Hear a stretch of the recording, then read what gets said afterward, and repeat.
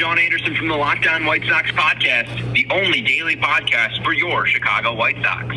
Thanks for reaching out and leaving me a voicemail today. Make sure to leave your name and tell me where you're from on your message, and hopefully I can get it right on the show. Thanks, and have a great day. Hey, this is Sean from Oakland. I'm calling to wonder in what you think about the White Sox possibly using a six-man rotation. Love the show. I think you're really funny, handsome, smart, and you're very well opinionated. And your research is very thorough. So have a great show, and I would love to know what you think about the White Sox using a six-man rotation in 2022. Thanks. Bye. Love you. You are Locked On White Sox, your daily Chicago White Sox podcast. Part of the Locked On Podcast Network, your team every day. Welcome into Locked On Sox. Thank you for making Locked On White Sox your first listen each and every day. We're free and available on all platforms. We're free and available on Twitter, Instagram, and YouTube. You can find us there at Locked On Sox, or you could search Locked On White Sox. I'm Sean Anderson. I'm the host of Locked On Sox. I'm a lifelong-ish Sox fan, lifelong baseball fan, lifelong Southsider. I'm a former Chicago radio producer, and I've been the host of this great podcast for about 2 months now. It's been fun. Today's episode is brought to you by BetOnline. BetOnline has you covered this season with more props, odds, and lines than ever before. BetOnline, where the game starts. Today is Monday, February 21st. It is Mailbag Monday. You might have heard Sean from Oakland give us our first question, and we'll talk about that today on Monday Mailbag. And you can participate in our mailbags by calling in at 312-566-8727 or by writing in at lockedonsox@gmail.com. Again, Sean from Oakland, who very handsome, by the way, first ever video call we got into the voicemail. So thank you, Sean, for that. Very handsome guy and a very great question, because I saw this flipping around on Twitter. It was inspired from the 108 Zone Beef Loaf, the guy who put me into the 108 tourney. So thank you, Beef, for that. I put you on the radio. You put me into the 108 tourney. It's I scratch your back, you scratch my back situation. But Beef tweeted out over the weekend that he says, I keep seeing the White Sox need more starting pitching thesis. I don't disagree, but I'm curious on how it would get done. Keuchel is here. Kopech is starting. Lopez has to be on the roster or left out there to be claimed. Where are we putting this other starting pitcher? So I saw the mention of the six-man rotation on Twitter, and I just wanted to talk about that idea. Can the White Sox actually implement a six-man rotation in 2022? So thank you, Beef, for the inspiration. So today on this episode, I will talk to you about the expectations for the White Sox rotation in 2022. Will it be a six-man rotation? Will it be the conventional classic five-man rotation? What are the characters? Who are the players that we will see in those roles? That is what we'll talk about here on today's episode of Locked On White Sox. So I saw a lot of mention of the six-man rotation, and that's what I want to focus on the discussion on first, because right now you look at the Sox, and I refer to the big three as the Holy Trinity. And I'm sorry if that's sacrilege, but that's what comes to my head because, raised Catholic. And the Holy Trinity, obviously, it's Lucas Giolito, Lance Lynn, and Dylan Cease. Those guys are, as solid as gold, at least in my opinion, to be in the rotation for 2022. I don't think anyone disagrees after the seasons they've had. However, it does get a little bit shaky. Carlos Rodon occupied one of those spots last year in 2021. Right now, he's not signed by the White Sox. I think that's a mistake. I think once the lockout ends, they should go and sign Carlos Rodon. I was shocked that they didn't offer him the qualifying offer. That's in the past, but we got to talk about the players that are on the roster. So Rodon occupied one of those spots. That spot is right now, I think, claimed by Michael Kopech. Some people have their worries about him, and we'll talk about him and kind of the people that he compares to, especially in 2021. What did Michael Kopech actually produce in 2021? What can we expect for him in 2022 if he goes from a reliever role to a starter role? We'll talk about that. But Kopech is right now slotted in that Carlos Rodon role, and then Dallas Keuchel's role right now is being played by Dallas Keuchel. And I think a lot of White Sox fans don't want to see that. I hated what I saw from Dallas Keuchel at the end of last year. There's a reason he was left off the playoff roster for the Sox against the Astros. And we'll talk about that and why, some people think that he can have a little bit of a dead cat bounce. That's what Beef Loaf has referred to it as, but I don't know if that's in the cards, but we'll talk about it. Maybe that's what even Cats is for. Why would the Sox obviously believed in him when they signed him to the contract that they did. And I was really excited when the Sox signed him. I thought that he could possibly be the John Lester of this rotation, but where have things gone south for him and why do I think it's possibly not fixable? We will talk about that. Now, let's talk about the 6-man rotation part, because is that even feasible? Because is the guy pulling the strings, Tony La Russa, actually going to go away from something that I think is unconventional, a 6-man rotation?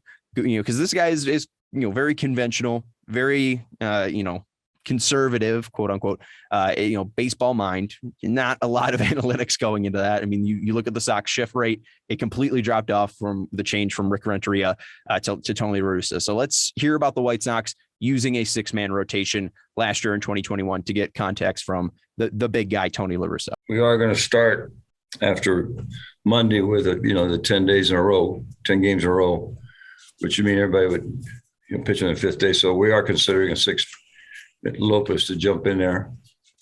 A lot of it has to do with the uncertainty of when's the best time to pitch Rodon. So we're looking at it.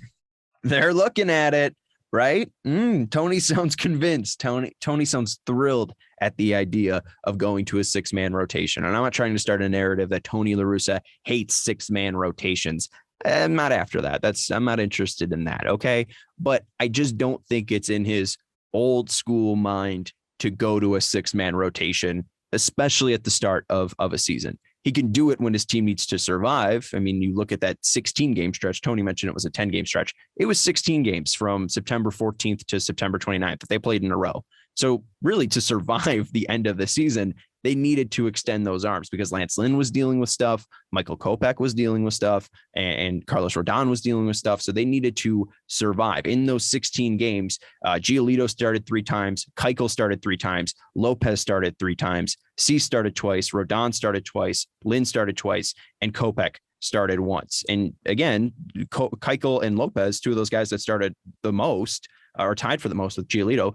Those 2 didn't even make a start in the postseason. They weren't important enough, and they didn't get a ton of run in the postseason in big innings, just because, again, Tony wasn't using this as big innings at the end of September, because in that stretch, that 16-game stretch, the 9th game is the game that ultimately clinched the AL Central for them, and that clinched their playoff berth. So, at that point, Tony's just trying to survive in advance and make sure that he's getting the healthiest and best squad to October. I just don't think that opening day, Tony La Russa is going to be like, yeah, we got 6 great starting pitchers. I mean, you look at Jack McDowell on 670 The Score. The fact that he's like allergic to analytics and that starters are being ruined now by the fact that they throw up to 97 miles per hour. Like Jack McDowell was on Parkinson Spiegel just the other day, and it was crazy hearing him think the way that he thinks, or him hearing the way that he thinks about baseball and how it's been ruined. Like, I don't know how some of these older guys think, and it scares me at times. So I just don't think that Tony, Mr. Baseball lifer, is going to go to a 6-man rotation unless it's absolutely necessary, like it was at the end of the season in 2021. I mean, you hear it in his voice. I mean, Tony's really never that excited about stuff anyways nowadays, but, Tony's not thrilled being like, yeah, Bruce, we're excited to go to a 6-man rotation. I don't think it's him. And I don't think that it's him to use an opener either. I mean, let's be realistic here. There was an article I saw from the Ringer's Ben Lindbergh back in 2018 about the opener's opening act. And this is when Kevin Cash just started, managing the Rays and bringing the opener around and making it like a real thing. And it was crazy. Like Chris Archer was the only player that was listed as a real starting pitcher, not just a pitcher on their website, on their roster.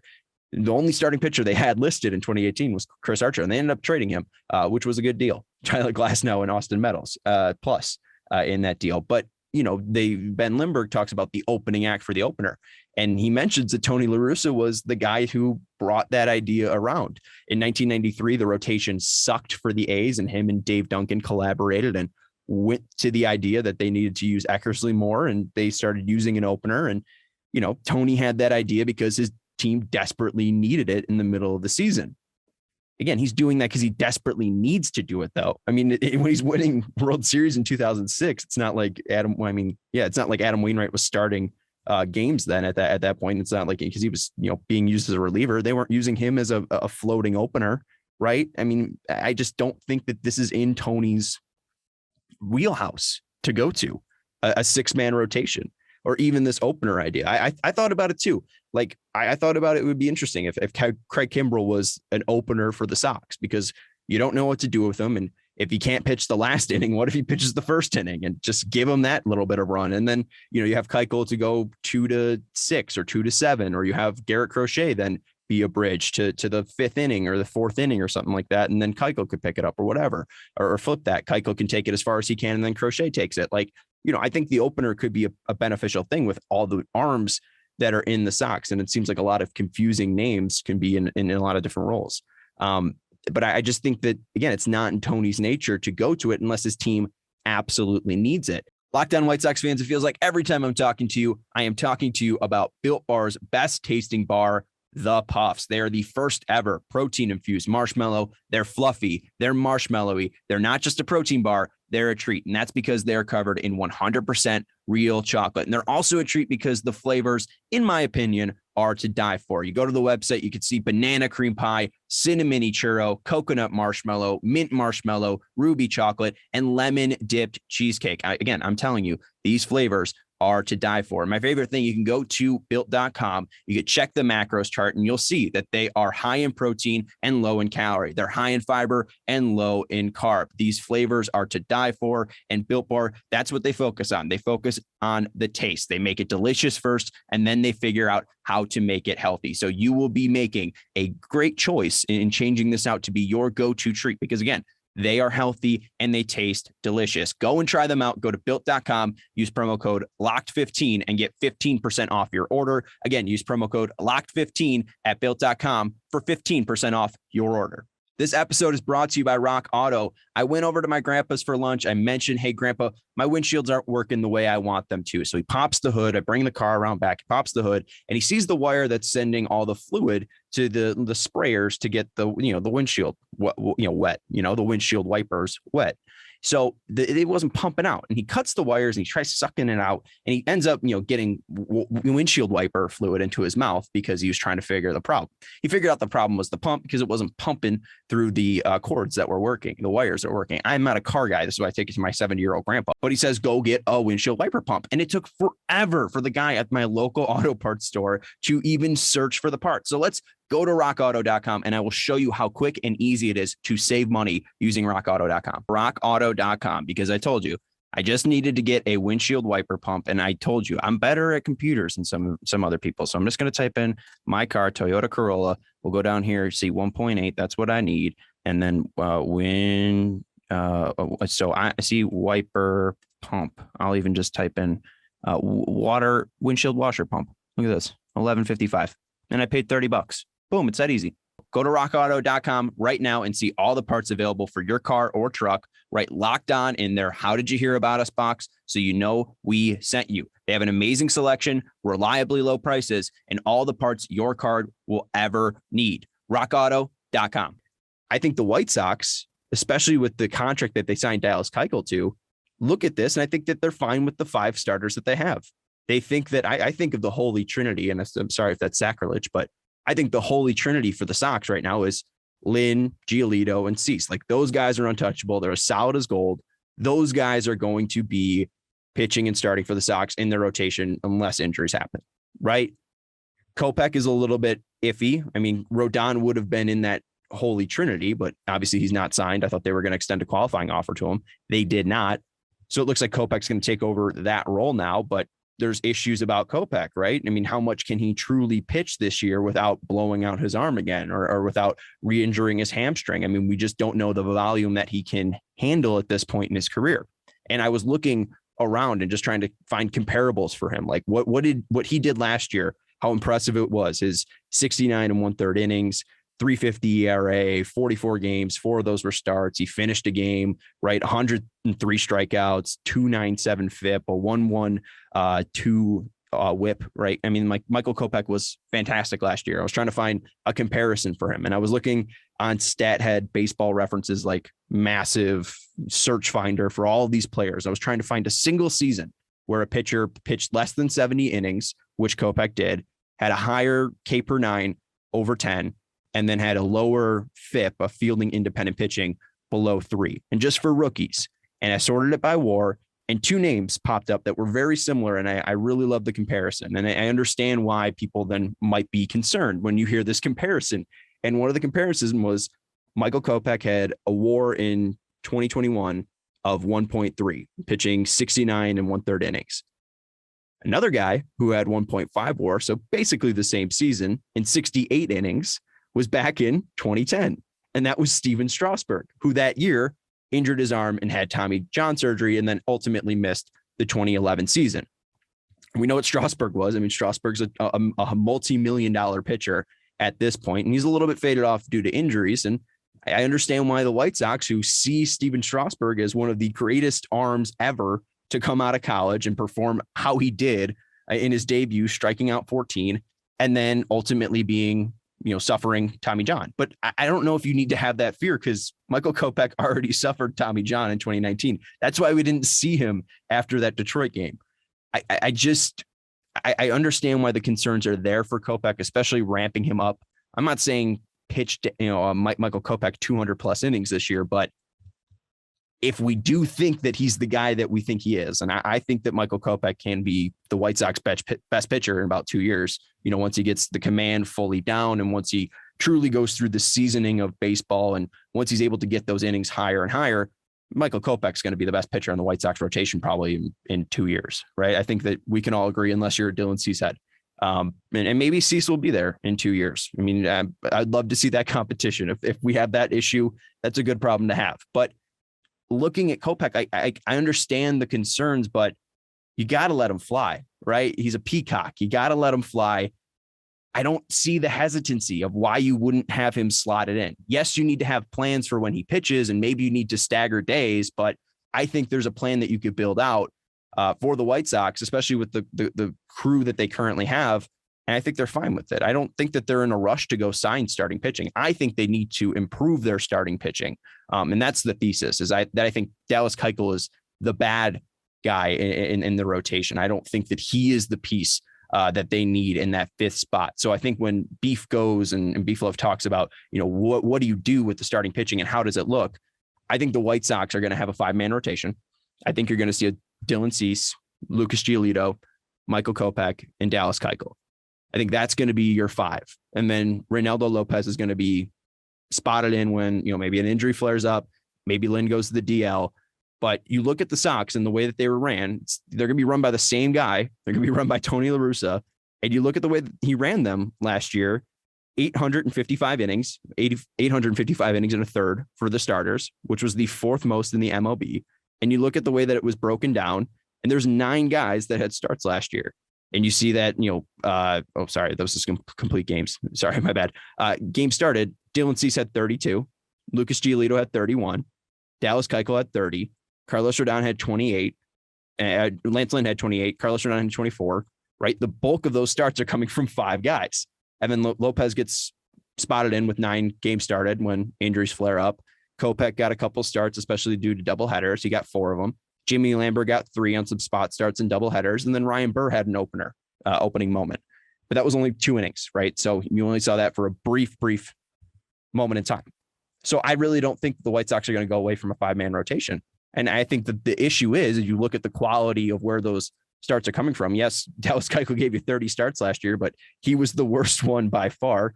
5.18 ERA compared to 3.91 from Cease, 3.53 from Giolito, 2.69 from Lynn, 2.37 from Rodon, right? Like, you look at Lopez's starts, 4.10 ERA in 9 games started. I mean, is that the conversation?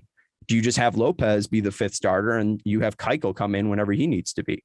Because right now the issue with the Sox too is left-handed starters or left-handed pitchers just seem to be very endangered for the Sox and their entire organization, which as a lefty hurts my feelings. And I don't know, like it doesn't seem like Tony to go to a 6-man rotation. It doesn't seem like Tony to use an opener. And you look at last year, they had 13 pitchers on their opening day roster. 9 were right-handers, 4 were left-handers. Giolito's staying, Cease is here, Lynn's here, Hendricks is here, Jose Ruiz is staying, Michael Kopech is staying, Aaron Bummer's staying. Like those guys are carrying over from opening day. And then, Rodon's not here, Hoyer's not here, Marshall's not here. Keuchel looks like he'll be here. There's the question about Crochet, right? I look at him and I love what I saw from 2020, but I didn't realize the amount of volume that we saw from Garrett Crochet. I mean, how little we actually saw him in 2020 and how much it truly probably was nerves that he was even throwing over 100. We only saw him in 6 innings in 2020. It felt like we saw him for like at least 14. And then he gets hurt in the postseason when they go to him. And that kind of throws off game 3. And that was kind of the moment I feel like we all got really nervous as Sox fans. And I don't know if his injury hurt him from throwing 100, but I just don't think that it was realistic for him to throw 100 because he was probably putting in 110% into everything he was throwing rather than, the 95 or whatever you need to be so you can actually carry through a performance and then do that, 2 days from now and then do 2 days after. So with Crochet, it seems like they only have a bullpen piece. I would love for him to be an opener. I think it'd be interesting to have Kimbrel be an opener, right? Like give him the first inning. If he can lock into the 9th inning role and people think that's a thing, which it's not. He was just tired as a White Sox. He didn't have that volume over the past couple of years. And then finally pitching over like 60 innings just wore him out. Exactly what happened to Carlos Rodon. But I don't know. Like he makes a lot of money, which is a thing that I think the White Sox need right now. I think they need money to go and put into like Carlos Rodon as a starter, or maybe Kyle Schwarber as a DH, or Michael Conforto as a right fielder. They still need a backup catcher. I don't know if I love Leury Garcia as the starting second baseman. So there's still places they could spend money. I like Kimbrel because, again, he is a Hall of Famer and Hall of Fame level for a closer. I don't know if he'll actually make it into the Hall of Fame, but you look at Kimbrel, $16 million is so much money that the White Sox can use to improve this team. And I think the bullpen is one of the last spots they need to. I think they need to improve the rotation. I would love to get rid of Dallas Keuchel because that $18 million could go to Carlos Rodon very easily, just a very easy transfer. But it's just, who wants Dallas Keuchel? And that was the big thing with the CBT, is I thought that if the White Sox got a floor level for the entire MLB, even pushed it up to like 60 million, like teams needed to spend $60 million on their roster. You look, there's already 3 teams that are under $40 million. So that $20 million, one trade can bump them up just by adding one player in Dallas Keuchel. So the White Sox would have hugely benefited from a CBT floor. Doesn't look like it's going to happen. I don't know when the lockout's going to end, but I just think that the White Sox rotation, it's going to be 5-man. And the 5 guys that you're getting, 3 of them, again, are solid as gold. 1 you have injury concerns about, and maybe volume. You don't want to put too much on his plate. And then Keuchel, it's, can he actually bounce back? And I don't know if he can. BetOnline.net is now the official sportsbook of the Locked On Podcast Network and of Locked On White Sox. Football might be over for the season, but basketball is in full steam for both pro and college hoops. BetOnline has the latest odds, totals, player performance props, to even odds on where the next fired coach is going to land. BetOnline.net is the #1 spot for all your sports betting needs. I got to tell you, this past Saturday, my sports watching was enhanced by using BetOnline.net. I like their college basketball lines. I like their NHL lines. I was watching Colorado versus New York. Why was I watching that? Because I had Colorado, favored by a goal and a half, right? And 50 seconds left. They only have a 1-goal lead. New York has an empty net. The puck goes all the way to the other end, and Colorado just taps it in. It was the most exciting goal I've ever seen in my life because I won money, and you can go win money at betonline.net. Head to the website today. Use your mobile device or use your desktop. Again, betonline.net. BetOnline, it's where the game starts. Thanks for making Locked On White Sox your first listen each and every day. Locked On MLB Prospects is brought to you by host Lindsey Crosby. He is a prospect encyclopedia, and he's going deep on the MLB stars of tomorrow. It's free and available wherever you get your podcasts. Like 5.28 ERA, that's the highest it's ever been. The only thing close was his rookie year in 2012 when it was 5.27. And the one thing that really sticks out to me is like, he's a control guy. And in 2018, it kind of looked shaky for him, 200 innings and 58 walks. And then you look at this year, 2021, 162 innings pitched, 59 walks. He's not overpowering anybody anymore. He doesn't have deceptive stuff. And even then, in 2018, 153 strikeouts to 58 walks. This year, 2021, I guess last year, 95 strikeouts compared to 59. I just don't see Dallas Keuchel, who's been this command guy and a guy who is able to deceive hitters, as being able to deceive hitters anymore. I honestly think that the game he struck out 10 or whatever against the Rays earlier on in the season was the falling off point. I would love to see Dallas Keuchel bounce back. Maybe have like a Jason Vargas revenge run with like the Mets or the Royals, whatever. Like send him to one of these teams where I don't have to watch him. But I really don't think that he's going to have a bounce back season. Maybe he needs time to recover. Maybe he needs time to strengthen up. Maybe he needs more shifting. I mean, he was complaining about defensive positioning. Maybe he's a man of my own heart. Maybe I shouldn't be so hard on Dallas Keuchel because he wants more shifting. I mean, he wasn't complaining in 2020. He was complaining in 2021. Maybe that's the thing. Maybe when I'm talking about Andrew Vaughn playing right field and they need to shift him more aggressively to help him defensively, maybe they need to shift more around the ground ball guy.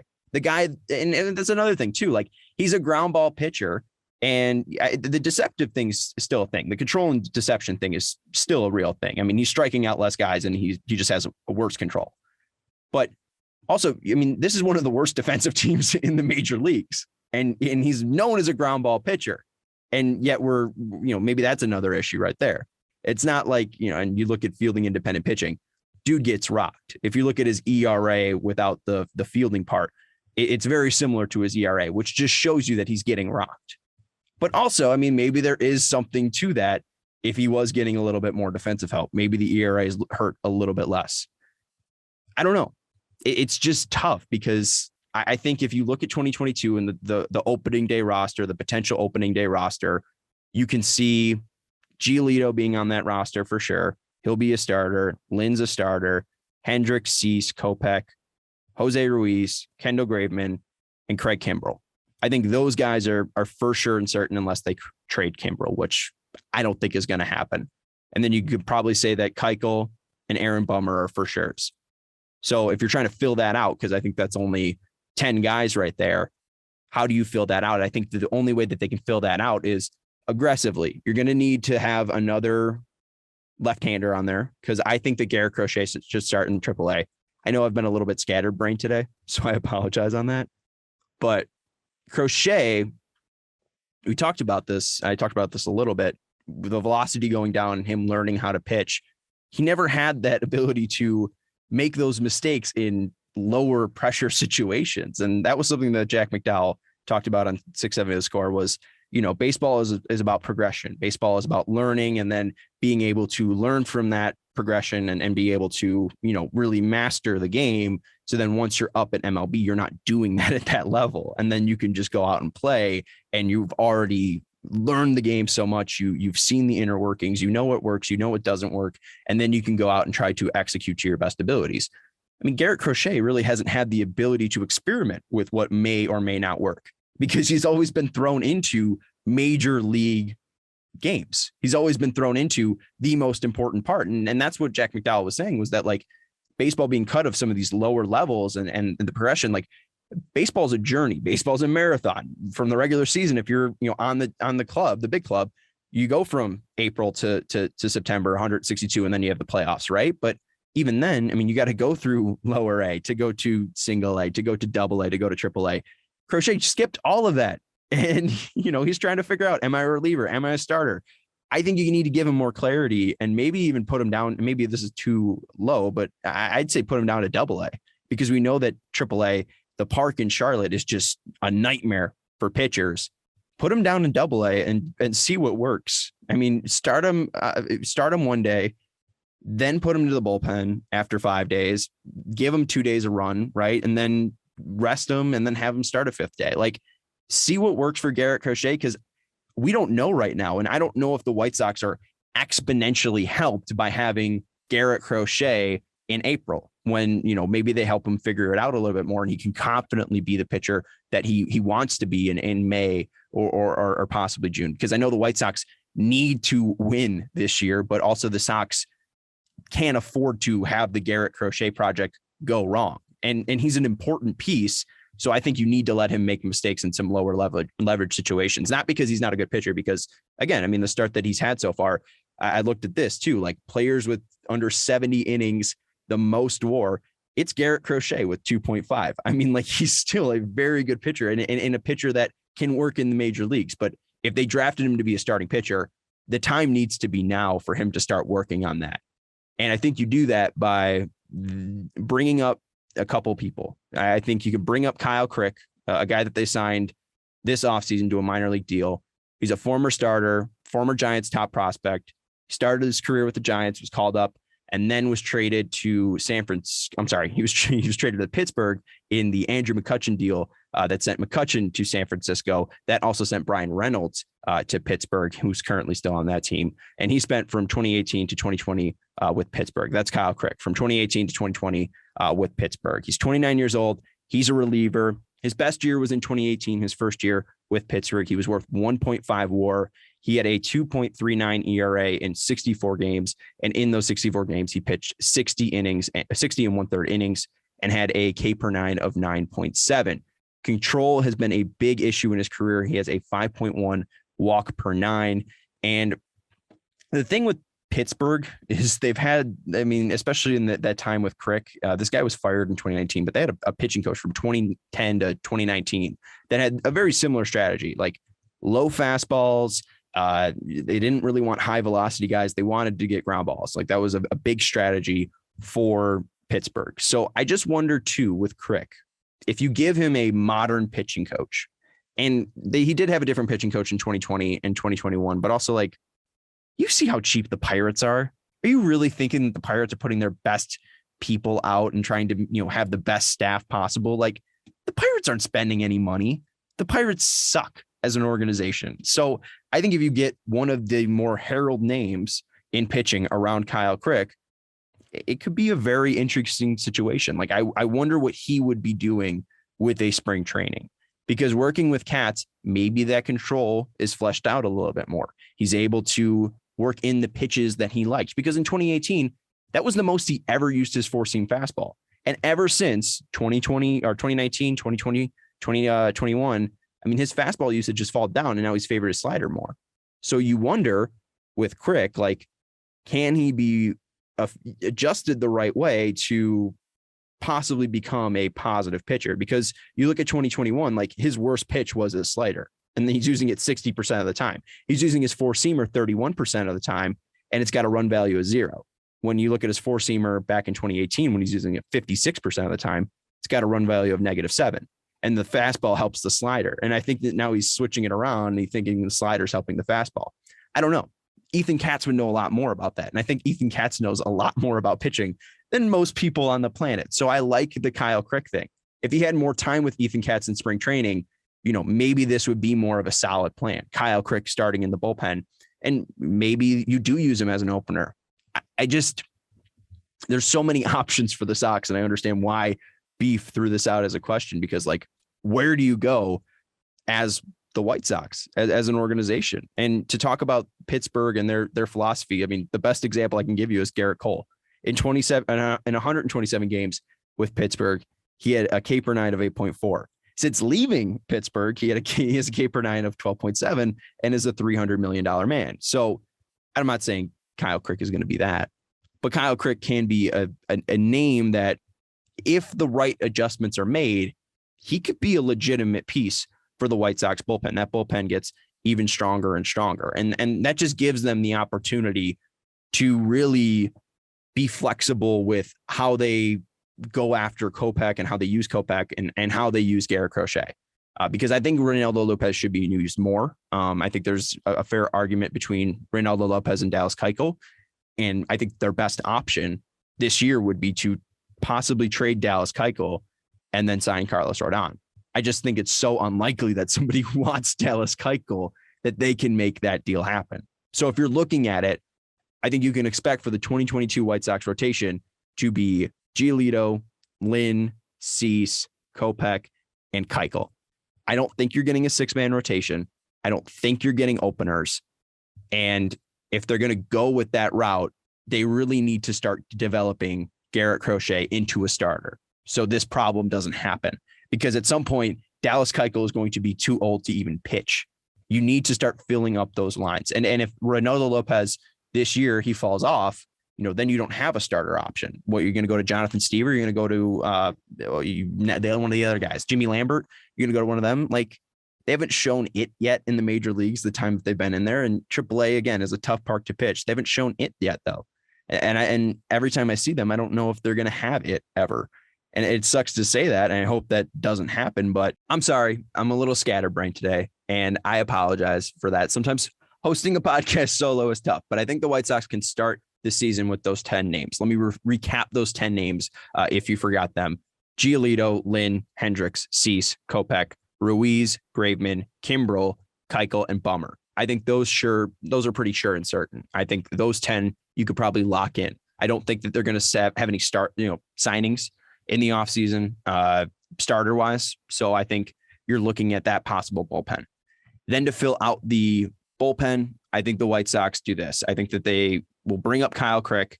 I think it's possible that if Katz gets enough time with him, that he could be molded into a workable reliever. And again, he's 29 years old. So it's not like you need to give him time. He's been in the majors before. He's been in the majors since 2017. So he understands the pressure of pitching in the majors. Maybe they can make those tweaks, and spring training can help him turn into something that the White Sox can see as viable. And then finally, I think that they will call up Bennett Sousa. They purchased his contract during the offseason and added him to the 40-man roster. Watched a couple videos of him, and I just think that his mechanics look a little wonky. I think they could streamline him. And again, who knows pitching more in the world than Ethan Katz? Not many. And I just think that there's potential there. And the White Sox need a lefty arm, and he's their best left-handed arm that is major league ready. So I think Bennett Sousa could be called up. And this is from Future Sox write-up about Bennett Sousa. Strikeouts have never been a problem for him. He has consistently dropped K/9 numbers above 10 in his career. In 2021, he upped that number to a whopping 13.5 in 47 innings for AA Birmingham and AAA Charlotte. A manageable 120 whip combined with the outrageous K made the White Sox protect Sousa from the Rule 5 draft, which was eventually canceled. He is a serious candidate for the White Sox bullpen in 2022, which I think he will be. I don't think that they're going to spend too much this offseason. And if they do, I think it's going to be on a bat. If they do sign somebody, I think the smartest person for them to sign, and I talked about this with Jordan Lazowski a couple months back at this point, I think it would be Colin McHugh, or at least that conversation I had with him gave me the idea that the White Sox should sign Colin McHugh. He isn't a Naperville native, but I look at McHugh and the fact that he can start, the fact that he can come out of the bullpen is the best thing for the Sox. He was with the Astros from 2014 to 2019. That was really when he was starting and having a significant amount of innings. That's when he was officially seen as a rookie too. He finished fourth in Rookie of the Year voting that year, but a 2.73 ERA, 25 games started that year. But he started being moved to the bullpen after 2018, 58 games started, or 58 games played, and 0 games started, finished 18 games for them, pitched 72 innings, had an ERA of 1.99. And then in 2019, stayed in the bullpen, 4.7 ERA, fell off a little bit, 35 games played, 8 games started, 74 innings, and command seemed to fall off a little bit. He didn't play in the 2020 season. He opted out during the pandemic, but in 2021, he came back. He was with the Rays, had a 1.55 ERA. He played in 37 games, started 7 games, finished 11 for the Rays in 64 innings. So I really do think he bounced back. And I think the White Sox, again, if they're looking for days off to give Michael Kopech, Colin McHugh would be a very smart signing because he can give you dominant innings as a starter. He can give you dominant innings as a reliever. And I think that's what the White Sox need at this point. So I just don't think radical things like a 6-man rotation or opener will happen this year. I think the one thing that they need to do, though, is improve that fifth spotting start. That fifth starter spot. My God, that's what they need to do. I apologize. And I think that if they, just swapped Keuchel for Rodon, I don't think we're having this conversation, to be honest with you. Maybe we're talking about Rodon's stamina and can he last a full 162, but I just think that's the true conversation, is that the White Sox just need a better fifth starter. And scatterbrain, I can't talk today. Carlos Rodon being that starter, that fifth starter instead of Keuchel would ease me a lot more. And I think it's a better conversation that, can Keuchel have a bounce back year than, can the guy with the two top pitches or two top 50 pitches in the major league last year, according to Pitch Value, Rodon, who had the best fastball, which was the best pitch in the majors, according to StatCast, and the 36th best pitch was the slider, according to Run Value. So, I'd rather have that guy than Dallas Keuchel. So I guess that's really the conversation in my mind. Thank you for making Locked On White Sox your first listen each and every day. Hopefully we have some lockout news for you. Now make your second listen Locked On Bets, your daily one-stop shop for all your gambling needs. Locked On Bets hosted by your boy Q with expert analysis and insight from Lee Sterling. It's free and available wherever you get your podcast. I'm Sean Anderson, and thank you for listening to Locked On Sox.